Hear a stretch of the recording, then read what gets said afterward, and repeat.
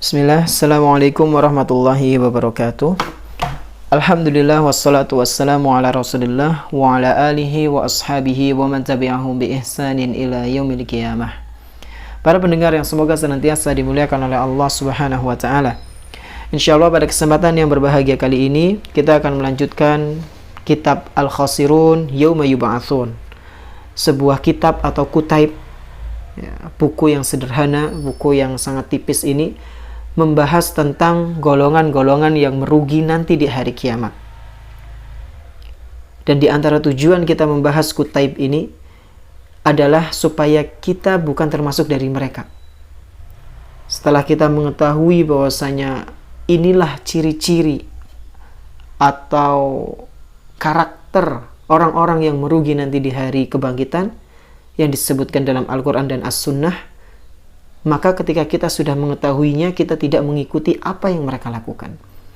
Dan golongan yang pertama kemarin yang telah kita bahas, mereka adalah Al-Kuffar, orang-orang kafir. Masuk di dalamnya juga orang-orang musyrik, yang mana mereka mempersekutukan Allah Subhanahu wa ta'ala, yang tidak mentauhidkan Allah, yang menduakan Allah dalam ibadah. Dan kita berharap kepada Allah semoga kita bukan termasuk dari mereka. Semoga Allah Subhanahu wa ta'ala mengistiqomahkan kita dalam keadaan Islam sampai mati. Allahumma amin. Adapun golongan yang kedua yang akan kita bahas pada kesempatan yang berbahagia kali ini, yaitu al-munafikun. Al-munafikun, yang artinya orang-orang munafik. Orang-orang munafik kelak mereka menjadi orang-orang yang merugi di hari kiamat. Bukannya mendapat balasan berupa pahala, namun mereka akan mendapatkan balasan berupa siksa. Dan yang akan kita bahas di sini terlebih khusus adalah kemunafikan i'tiqadi. Kemunafikan yang berkaitan dengan hati, yang mana kaitan hati ini yaitu hati keyakinan tentang agama. Contoh sederhananya seperti ini. Ketika seseorang dia menampakkan keislamannya, seakan-akan dia sangat cinta dengan agama Islam, tapi ternyata dalam hatinya itu ada kebusukan, ada misi yang terselubung. Dia ingin menghancurkan Islam dari dalam. Inilah yang namanya nifaqul i'tiqadi. Ada juga nifaq yang lain, kemunafikan yang lain, yaitu nifaqul amali. Kemunafikan dalam beramal. Contoh sederhananya adalah ketika seseorang dia menyuruh anaknya untuk sholat. Sudah azan, ayo sholat. Kemudian anaknya menimpali, loh bapak sendiri nggak sholat? Lah bapak kan udah tua, nanti saja. Bapak kan sudah dulu waktu kecil, sekarang nggak apa-apa. Jadi dia mengajarkan kebaikan tapi tidak mengamalkannya. Ini adalah kemunafikan amali.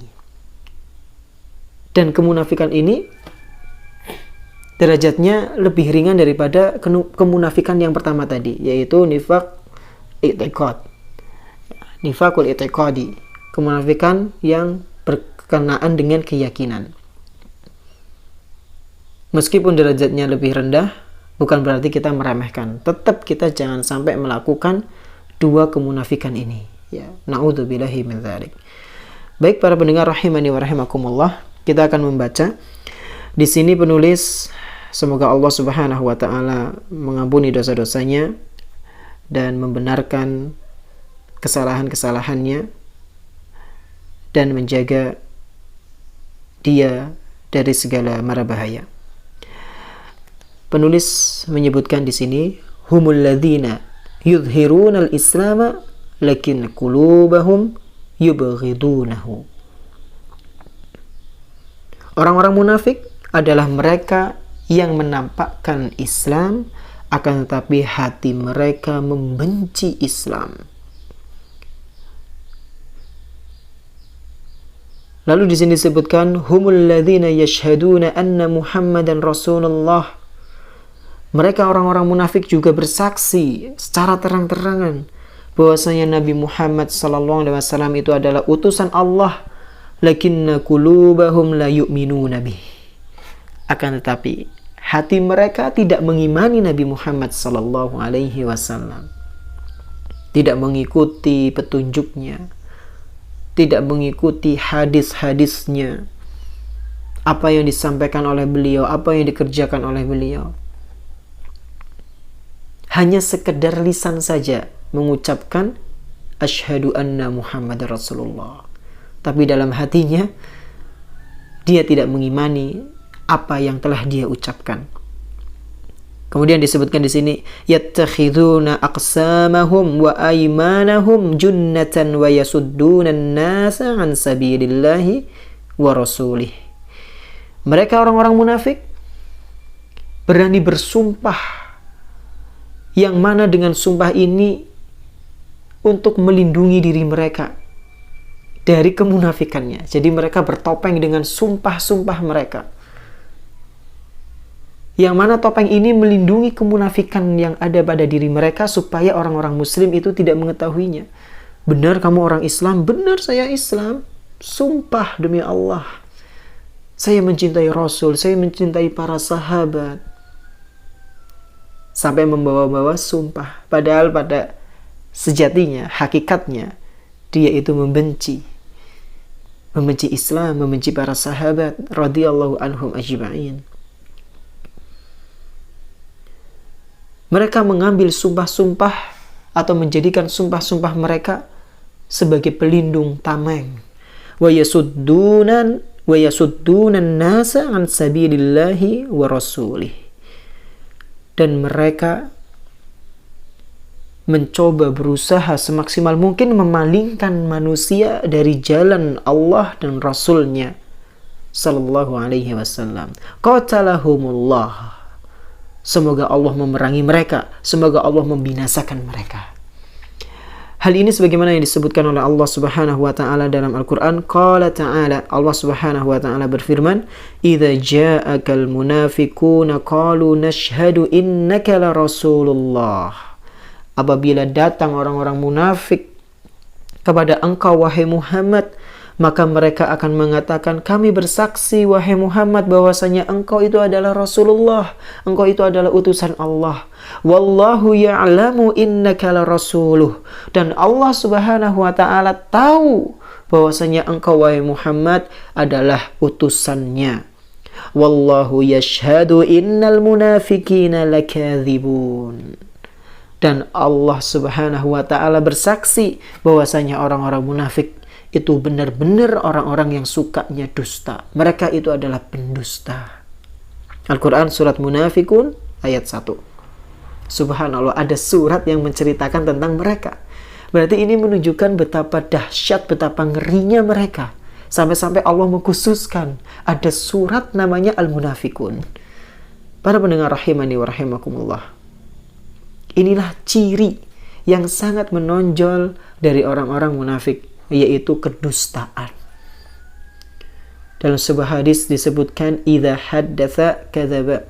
Jika mereka berbicara, mereka sedang melakukan perbincangan, maka mereka pasti berdusta.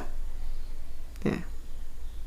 Idza wa'ada akhlafa. Jika mereka berjanji, mereka mengingkari. Wa idza khasama fajara. Jika mereka sedang berdebat, ada diskusi, seringnya mereka pasti akan menyakiti lawan diskusinya. Ini ciri-ciri orang munafik. Ya, kalau ini secara mutlak ya, semua orang-orang munafik di antara cirinya seperti itu. Maka kita harus hati-hati dari ciri-ciri ini. Jika tumbuh rasa ingin berdusta, tumbuh rasa ingin mengkhianati janji, tumbuh rasa ingin menyakiti ketika diskusi, maka tahan. Jangan sampai kita larut dari sifat-sifat ini.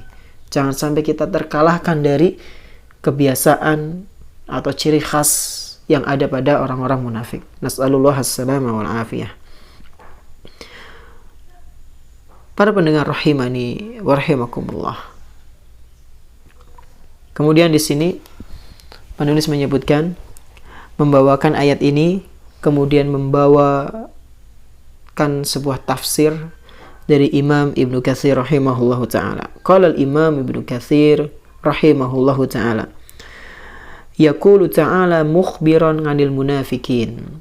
Allah Subhanahu wa taala menceritakan tentang orang-orang munafik di ayat tadi. Innahum innama yatafawwahuna bil Islam idza ja'un nabiy sallallahu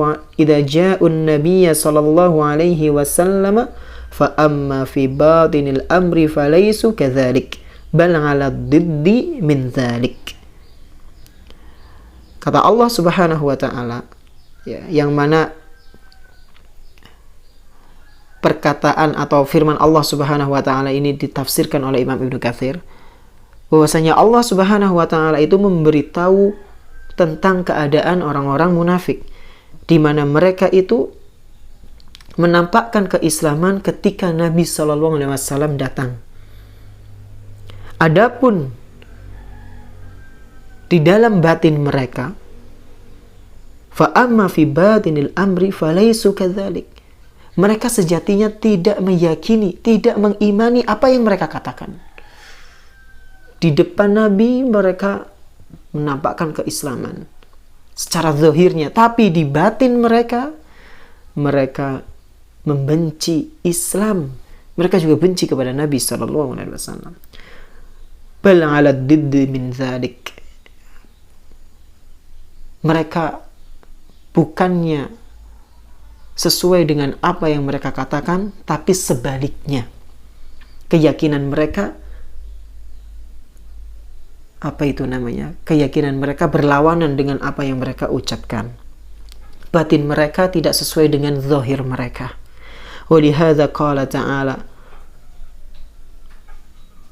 Oleh karena itu, Allah Subhanahu wa ta'ala berfirman, idza ja'akal munafiquna qalu nashhadu innaka la rasulullah. Apabila datang kepadamu wahai Muhammad orang-orang munafik, mereka akan berkata, kami bersaksi bahwasanya engkau itu adalah utusan Allah. Wallahu ya'lamu innaka la rasuluh. Dan Allah Subhanahu wa taala tahu bahwasanya engkau itu adalah utusan Allah. Maksudnya adalah idza hadaru 'indaka wajihuka bidzalik. Mereka orang-orang munafik ketika mendatangimu, ketika berada di sisimu, mereka akan bersaksi, mereka akan memperlihatkan keislaman mereka, wa azharu laka bidzalik, dan mereka akan menampakkan bahwasanya mereka seperti orang muslim pada umumnya. Walaisu kama yaqulun, padahal sejatinya mereka itu tidaklah sebagaimana yang mereka katakan. Para pendengar rahimani wa rahimakumullah. Al-munafiquna asyaddu minal kuffari adawatan 'alal muslimin. Fajazaohum jahannama wa ma lahum min nasirin. Orang-orang munafik, mereka permusuhannya jauh lebih mengerikan, jauh lebih berbahaya daripada orang-orang kafir terhadap kaum muslimin. Oleh karena itu, balasan dari mereka yang sangat cocok dan sangat pantas adalah neraka Jahannam, wa ma lahum min nasirin, dan tidak ada penolong bagi mereka. Orang-orang munafik ketika mereka dicemplungkan ke dalam neraka, yaitu neraka Jahannam, maka tidak ada yang bisa menolong mereka satupun. Satu makhluk pun tidak ada yang bisa menolong mereka. Kata Allah Subhanahu wa taala, wa'adallahu al-munafiqina wal-munafiqati wal-kuffara nara jahannama khalidina fiha. Allah Subhanahu wa taala telah mempersiapkan, telah mengancam, telah menyediakan kepada orang-orang munafik, baik itu dari kalangan laki-laki maupun perempuan, wal-kuffar, dan orang-orang yang kafir yang mempersekutukan Allah Subhanahu wa taala. Apa yang disediakan oleh Allah Subhanahu wa taala untuk mereka? Nar jahannam, neraka jahanam, khalidina fiha, dan mereka kekal di dalamnya selama-lamanya. Hiya hasbuhum, cukup neraka itu bagi mereka. Wala'anahumullah, Allah subhanahu wa ta'ala melaknat mereka. Walahum adzabum mukim, dan mereka akan mendapatkan azab yang abadi, azab yang senantiasa ada menimpa mereka. Al-Quran Surat At-Taubah ayat ke-68.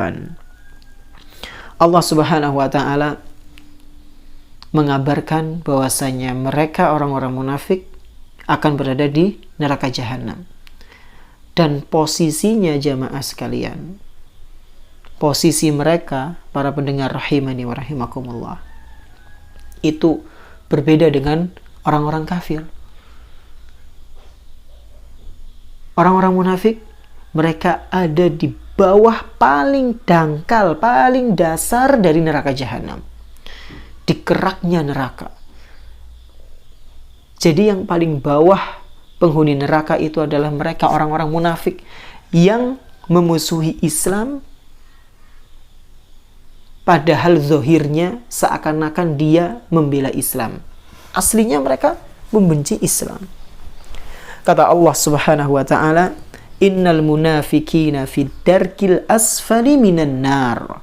Sesungguhnya orang-orang munafik itu mereka berada di keraknya api neraka. Walan tajida lahum nasira, dan engkau tidak akan menjumpai ada seorang penolong pun yang menolong mereka. Mungkin mereka memiliki teman-teman muslim, teman-teman yang soleh di dunia, akan tapi mereka tidak akan mendapatkan syafaat orang-orang soleh atas izin Allah subhanahu wa ta'ala. Karena kata Allah subhanahu wa ta'ala, lan tajida lahum nasira, engkau tidak akan pernah menemui penolong, yang mana penolong tersebut menolong orang-orang munafik, itu nggak akan pernah ada nanti di neraka.